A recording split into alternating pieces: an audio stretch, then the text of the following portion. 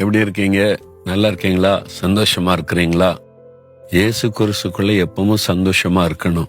இங்க பாருங்க, இந்த ஸ்னோ காலத்துல எல்லாருக்குமே ஒரு கஷ்டம்தான். எனக்கு குளிர் ஆட்டுது, ஒரு துக்கம், அதாவது துன்பம் நிறைந்த நாட்கள். மற்ற நாட்கள் மாதிரி ஃப்ரீயா இருக்க முடியாதுல்ல. இந்த பனி கட்டி விழுந்த ஸ்னோனால கார் எடுக்க முடியாது. கஷ்டப்பட்டு இந்த ஸ்னோவெல்லாம் அவங்க அப்புறப்படுத்தணும், கடினமா பிரயாசப்படணும். கார் உடனே ஸ்டார்ட் ஆகாது. இந்த பனிக்கட்டி உறைஞ்சிட்டுனா ஈஸியா டிராவல் பண்ண முடியாது. இது ஒரு கஷ்டத்தின் நாட்கள். எல்லாருமே இந்த குளிர்காலம் வந்துட்டா கொஞ்சம் கஷ்டம்தான். ஆனா இது முடிந்து சம்மர் வந்த உடனே பாருங்க, எல்லாருக்கும் அப்படியே சந்தோஷமாயிரும், மன மகிழ்ச்சி ஆயிரும். சம்மர்ல நான் வந்திருக்கிறேன், அவ்வளோ சந்தோஷப்படுவாங்க எல்லாருமே. ஏன்னா இந்த குளிர்காலம் முடிஞ்சிட்டு, ஸ்னோ காலம் முடிஞ்சிட்டு, இப்போ இந்த சம்மர் வந்துட்டுன்னு ஒரு சந்தோஷம்.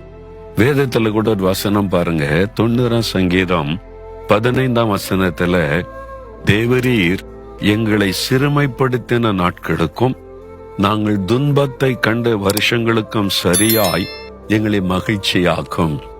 துன்பத்தை கண்ட வருஷங்களுக்கு சரியாய் எங்களை மகிழ்ச்சியா. நல்ல ஒரு அருமையான ஜெபம். நீங்க துன்பத்தை கண்டிருக்கிறீங்களா? உங்களுடைய வாழ்க்கையில துன்பம், துயரம், கஷ்டம், பாடுகள் வழியா போறீங்களா? ஆண்டவரை பார்த்து ஜெபம் பண்ணுங்க. தேவரீர் நாங்கள் துன்பத்தை கண்ட வருஷங்களுக்கு சரியாய் எங்களை மகிழ்ச்சியாக்கும். அந்த ஜெபத்தை ஆண்டவர் கேட்பார்.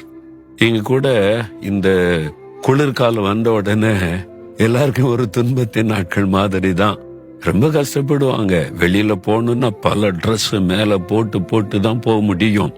இந்த கை உரெல்லாம் போட்டுருவாங்க, இல்லைன்னா அப்படியே உறைஞ்சி போயிடும். ரொம்ப ஒரு கஷ்டமான காலம். சிலர் இந்த வியாதியில கஷ்டப்படுவாங்கல்ல. இந்த குளிர்காலம் வந்துட்டா இலங்கைக்கு போயிடுவாங்க, இந்தியாவுக்கு போயிடுவாங்க. ஒவ்வொரு வருஷமும் அந்த முடிஞ்ச பிறகுதான் திரும்பி வருவாங்க. இது ஒரு துன்பத்தின் நாட்களா பார்ப்பாங்க. ஆனா இந்த துன்பத்தின் நாட்கள் முடிஞ்சு அது ஒரு சம்மர் வந்துட்டா இந்த மரங்கள் எல்லாம் துளிர்த்துரும், இந்த ஸ்னோ எல்லாம் போயிடும், காரியமே மாறி ரொம்ப மகிழ்ச்சியா பார்க்க முடியும். அப்ப என்னைக்குமே நீங்க துன்பத்தில் இருக்க போவது இல்லை. நீங்க ஆண்டவரை நோக்கி ஜெபிக்கணும். ஆண்டவரே, இந்த துன்பத்தை கண்ட வருஷங்களுக்கு பலனாய் எங்களை மகிழ்ச்சியாக்கும். கர்த்தர் அப்படியே உங்களை ஆசீர்வதிப்பார். நீங்க எவ்வளவு துன்பத்தை கண்டீங்களோ அவ்வளவு இனி மகிழ்ச்சி நாட்களை பார்க்க போறீங்க, ஆசீர்வாதத்தின் நாட்களை பார்க்க போறீங்க. உங்களை பார்த்தது ஆண்டவர் சொல்லுகிறார்.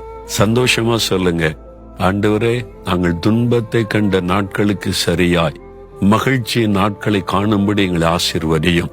இந்த மகனை, இந்த மகளை அப்படியே ஆசீர்வதியும்.